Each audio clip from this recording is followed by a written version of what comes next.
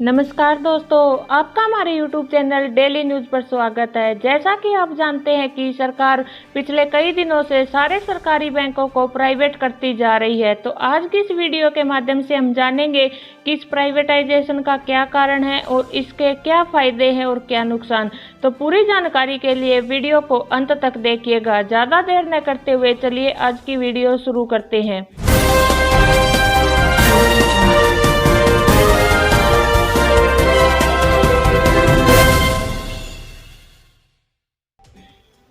बैंकों के राष्ट्रीयकरण के 52 वर्षों के बाद सरकार अब फिर बैंकों के निजीकरण की राह पर है। वॉइस ऑफ बैंकिंग के फाउंडर अश्विनी राणा ने इसके बारे में क्या कहा है, तो ये हम देखते हैं। कोरोना महामारी में लॉकडाउन के बीच काम करना हो या हर घर बैंकिंग पहुंचाने के लिए जन धन खाते खोलना या फिर नोटबंदी के वक्त 24 घंटे काम कर लोगों को रुपए मुहैया कराना हो, सरकारी बैंकों में काम करने वाले कर्मचारियों की मेहनत की है सिर्फ एक बानगी है। फिर भी सरकार घड़ी के कांटे को उल्टा चलाकर निजीकरण में लगी हुई है। इस फैसले की वजह क्या है, इसके फायदे व नुकसान क्या है इसकी इनसाइड स्टोरी जैसे सवालों पर वॉइस ऑफ बैंकिंग के फाउंडर अश्विनी राणा ने विस्तार से बताया है।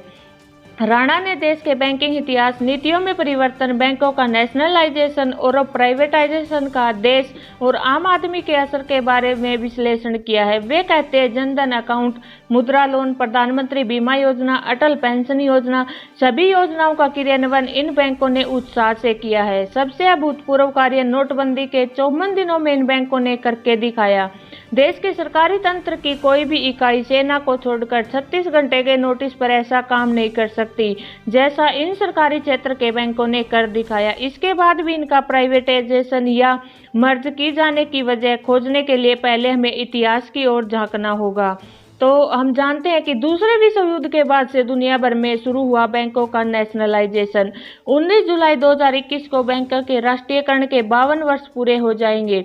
इसकी शुरुआत दूसरे विश्व युद्ध के बाद से ही हो गई थी। विदेशों में दूसरे विश्व युद्ध में बर्बाद हुई अर्थव्यवस्थाओं को फिर से खड़ा करने के लिए बड़ी मात्रा में पूंजी की मांग बढ़ी। इसके चलते यूरोप में केंद्रीय बैंकों को सरकारों के अधीन करने के विचार ने जन्म लिया।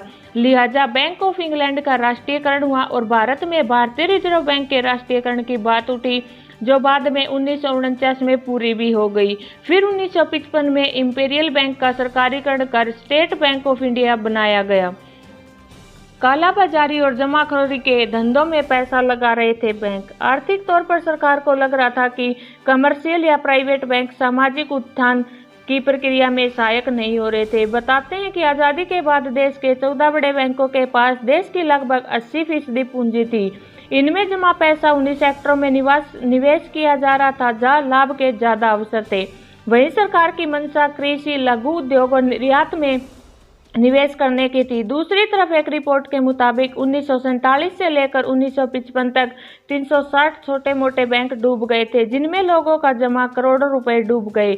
उधर कुछ बैंक कालाबाजारी और जमाखोरी के धंधों में पैसा लगा रहे थे, इसलिए सरकार ने इनकी कमान अपने हाथों में लेने का फैसला किया ताकि वह इन्हें सामाजिक विकास के काम में भी लगा सके।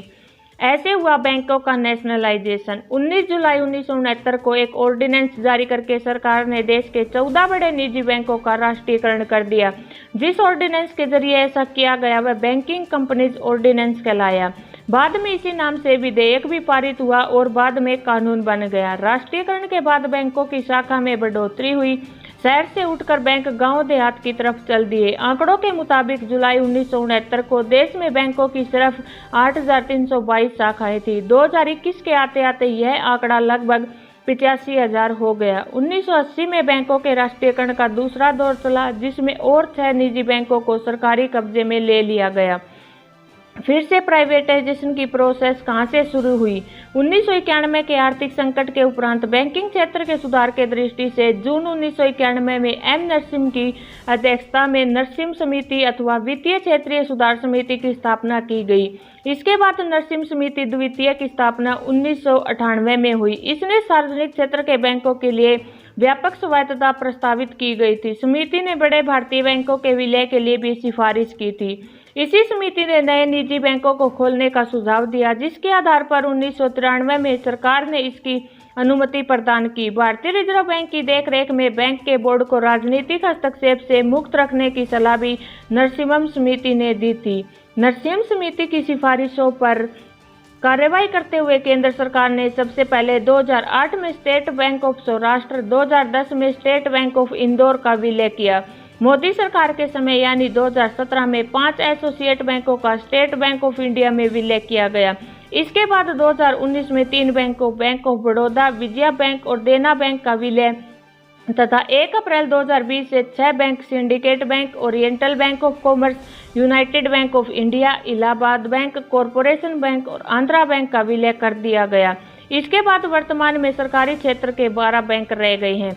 उदारीकरण के बाद फिर से छाने लगे प्राइवेट बैंक। 1994 में फिर से प्राइवेट बैंकों का युग प्रारंभ हुआ। आज देश में 8 new private generation bank, 14 old generation bank और 11 स्मॉल फाइनेंस बैंक और 43 क्षेत्रीय ग्रामीण बैंक काम कर रहे हैं। 2018 में सरकार ने इंडिया पोस्ट पेमेंट बैंक की स्थापना की, जिसका मकसद पोस्ट ऑफिस के नेटवर्क का इस्तेमाल करके बैंकिंग को गांव-गांव तक पहुंचाना था। इसके साथ साथ और कई प्राइवेट पेमेंट बैंकों की भी शुरुआत हुई। वहीं 52 वर्षों के बाद आज सरकारी बैंकों की संख्या घटकर 12 रह गई है। 12 में से 4 और बैंकों को भी बेचने की तैयारी में है सरकार। सरकार ने बाकी बचे बैंकों में से 4 बैंकों को निजी हाथों में सौंपने पर योजना बना ली है। बैंकों के निजीकरण को अमली जामा पहनाने के लिए नीति आयोग ने इन बैंकों को चिन्हित भी किया है और 2 बैंकों के निजीकरण की प्रक्रिया चल रही है। वित्त सचिव टीवी सोमनाथन ने कहा कि सरकार भविष्य में ज्यादातर सरकारी बैंकों का निजीकरण करेगी। बैंकों के निजीकरण से जहां सरकार को पैसा तो मिल जाएगा, लेकिन इन बैंकों का कंट्रोल निजी हाथों में चला जाएगा, क्योंकि सरकार की मंशा इन बैंकों में 51% हिस्सेदारी बेचने की योजना है। बैंकों के प्राइवेटाइजेशन पर सरकार का क्या कहना है? सरकार का कहना है कि आज के समय में छोटे छोटे बैंकों की आवश्यकता नहीं है, बल्कि 6 से 7 बड़े बैंकों की आवश्यकता है। दरअसल ज्यादा बैंक होने से आपस में कंपटीशन के कारण टिक नहीं पाते और एनपीए से निपटने भी नाकाम रहते हैं। सरकार के लिए भी इन बैंकों को पूंजी जुटाने में दिक्कत हो रही है। आम आदमी का इस पर क्या इफेक्ट होगा? राणा बताते हैं कि निजीकरण के बाद सरकार की विभिन्न योजनाओं को निजी बैंक लागू करने में प्राथमिकता नहीं देंगे।